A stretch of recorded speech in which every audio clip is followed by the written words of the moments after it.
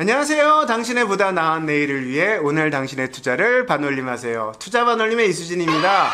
임대형 빌라와 다세대 오피스텔을 보유주택수에서 제외하는 민간임대사업법 개정에 대해 알아보는 네 번째 시간입니다. 앞서 시간에서 다뤘던 내용은 위에 카드를 누르시면은 재생 목록을 보실 수 있습니다. 오늘은 세대 구성 변화에 따른 주거 트렌드 변화와 도심 집중에 따른 입지 분석에 대해 얘기해보자 합니다. 꼭 끝까지 시청 부탁드리고 아직 구독 안 하신 분은 구독 먼저 잊지 마세요. 자, 오늘도 저와 함께 진행을 도와주시는 분은 수익형 부동산 컨설턴트 박시현 팀장님입니다. 자, 1인 가구가 40%를 돌파했고 1인 가구의 증가세도 가파릅니다. 흔히 1인 가구 하면은 20대나 30대를 생각하는 경우가 많죠. 근데 1인 가구에는 노년층 비중도 꽤 많습니다. 자, 박 팀장님, 1인 가구 연령대와 주거 구성이 어떻게 되는지 한번 먼저 말씀해 주시겠어요?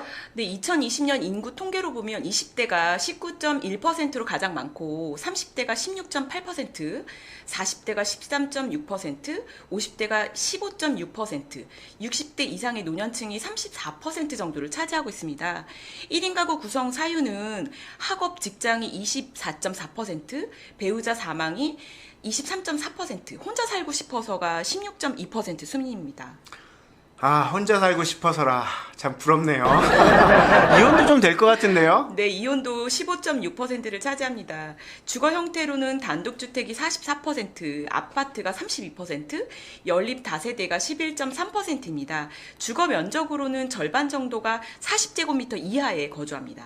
앞으로의 주거 형태 분석할 때는 연령과 라이프 스타일 분석이 중요해요. 지금 우선 살펴본 게 의외로 아파트가 많죠. 32%나 되니까. 네. 아파트가 많은 거는 노년층이 배우자 사망으로 1인 가구 됐을 때 기존 주거지에 그냥 사는 경우가 많다는 걸로 봐야 되거든요. 네. 그리고 요즘은 부모 세대가 자식과 안 살려고 하기도 하고, 그러니까 특히 그런 경우가 많겠죠. 네. 그리고 이혼도 일부 여기에 해당됩니다. 그리고 단독주택이 44%인 거는 아마도 같은 이유가 있겠지만은 이게 아마도 그 단독주택은 중소도시나 시골일 경우가 많을 거예요. 절반 정도가 40제곱미터 이하니까요. 네.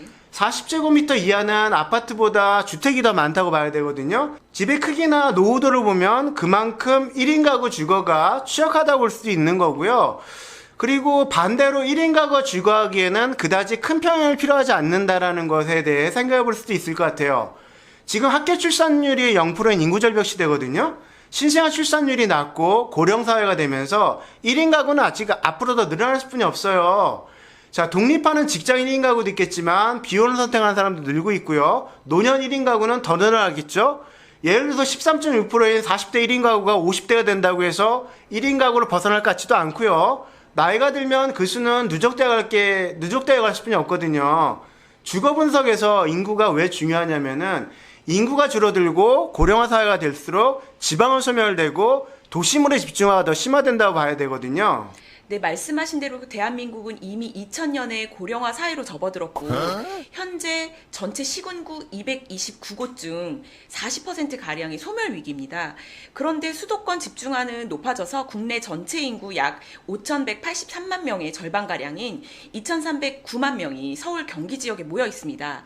감사원 보고서에 따르면 30년 뒤에는 기초자치단체의 70%가, 50년 뒤에는 93%가 소멸 위기에 처할 것으로 분석했습니다.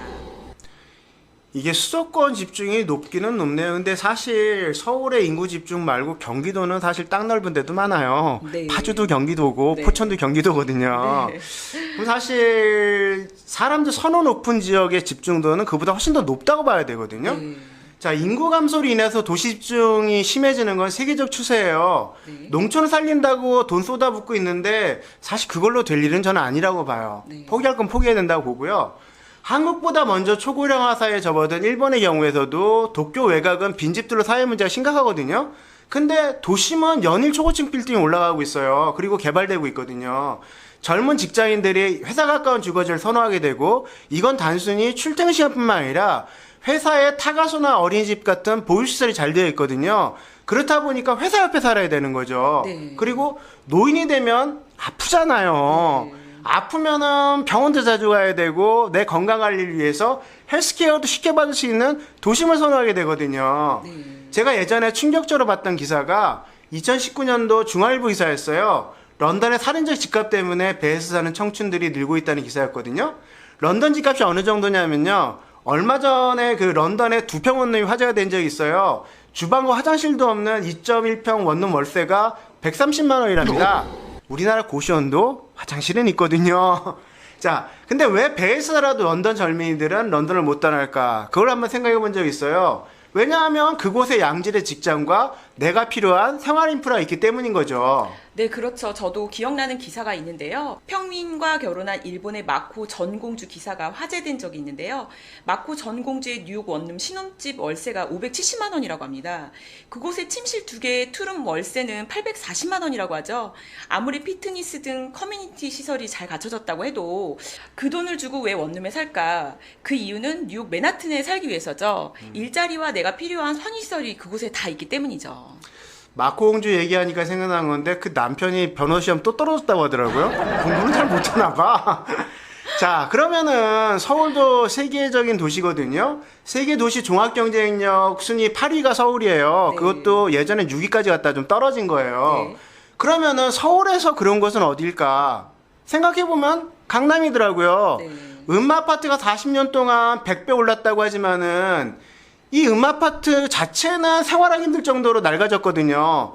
근데 지금 26에서 28억 가는 음아파트가 강남이 아니고 상계동에 있으면 얼마 할 것 같으세요? 끼케야 12억 아니면 많이 쳐줘야 15억이에요. 강남은 이제 대체 불가의 경제중심지거든요. 그래서 내가 늘 오피스텔은 새로운 주거 트렌드고 강남 투룸 오피스텔은 새로운 주거 대안이다. 뭐 이런 말씀을 드리는 거예요.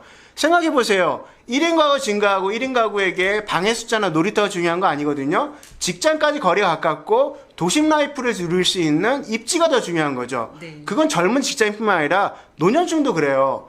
빌라 재건축은 지구 지정하고도 20년, 30년은 걸려요. 성공한다고 해도 그래요.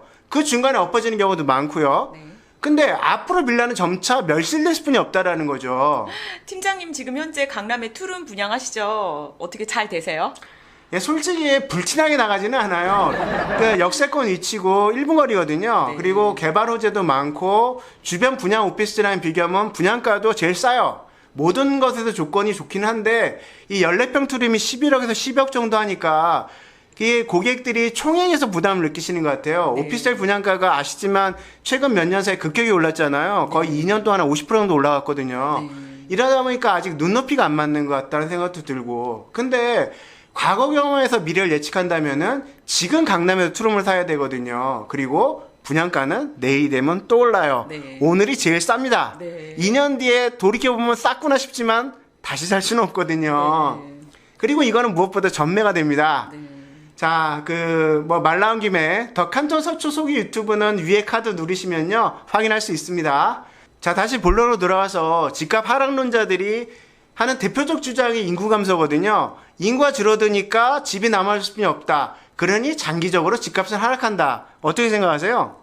그게 하나만 보고 둘은 좀 생각 못하는 건데요. 자기 유리한 대로 판단하는 거라 봅니다. 집값 하락의 근거 중 하나가 주택 보급률이거든요. 주택 보급률이 20년 기준 103%입니다. 그러니 사실 집이 모자라지는 않다는 거죠. 그런데 말씀하신 대로 인구가 줄어들고 지방이 소멸하면 그 지역의 집은 그냥 멸실되는 거거든요. 지금도 지방에는 그런 폐가가 많고요. 그것도 주택 보급률에는 들어갑니다. 그러니 앞으로 보급률만으로도 보면 130, 140%도 나올 수 있겠죠. 문제는 살고 싶은 곳에 살 집이 부족하다는 건데요. 저보고 40평 아파트 절반값에 줄 테니 지방 가서 살라고 하면 살까요? 저는 안 삽니다. 생활 기반과 편의시설이 여기 있고 저는 뭐 편세권, 역세권, 백세권 이런 거 말하잖아요. 그런 거 있는 데를 좋아합니다. 자가 점유율이 높아지지 않으면 주택 보급률이 아무리 높아져도 집은 모자라거든요. 한국의 주택 자가 점유율은 57.7%로 미국 64.2%, 영국 63.4%, 프랑스 64.9%, 일본 61.9% 등 주요 선진국에 비하면 낮은 편입니다. 수도권을 기준으로 보면 20년 자가 점유율이 49.8%로 전국 기준 57.9%보다 낮습니다. 자가 점유율이 낮다면 그만큼 전세나 월세 비중률이 높은 거죠. 그런데 아파트로 자가 보유율을 100%로 높일 수 있을까요? 없을까요? 그리고 앞에서 여러 지표로 짚어보았지만 인구가 줄고 1인 세대가 늘어나면 중대형 아파트의 선호도도 떨어질 수밖에 없다는 거죠. 빌라는 더더욱 아니고요. 그래서 저희는 오피스텔이 새로운 주거 트렌드고 주거 가치라고 보는 거죠. 그렇습니다. 앞으로 도심으로의 주거 집중도는 더 높아질 수뿐이 없어요. 그리고 서울 도심에는 특히 강남에는 공급할 수 있는 땅이 없거든요. 네. 자, 오늘 얘기는 이쯤에서 마무리하도록 하겠습니다. 오늘 영상은 중기 전망을 넘어서 장기 전망을 담고 있거든요. 이런 중장기 전망이 필요한 이유는 보통 일반 사람이라면은 내가 살 집은 평생에 한 번이나 두 번 정도 사게 돼요. 근데 투자 상품은 달라요. 여러 번 갈아타게 되고 여러 번 갈아타야 돼요. 네. 그래야지 돈을 벌 수 있어요. 근데 투자 상품으로 빌라를 선택한다면 계속 빌라에 관심을 두고 거기에 돈이 묶여 있게 되거든요. 네. 근데 오피스를 선택한다면은 오피스텔이 투자의 중심이 될 수뿐이 없어요. 자, 그래서 이런 전망에 대해서 말씀을 드린 거고요. 이 영상이 도움되셨다면은 구독과 좋아요 잊지 마시고 알림 설정도 해두시기 바랍니다.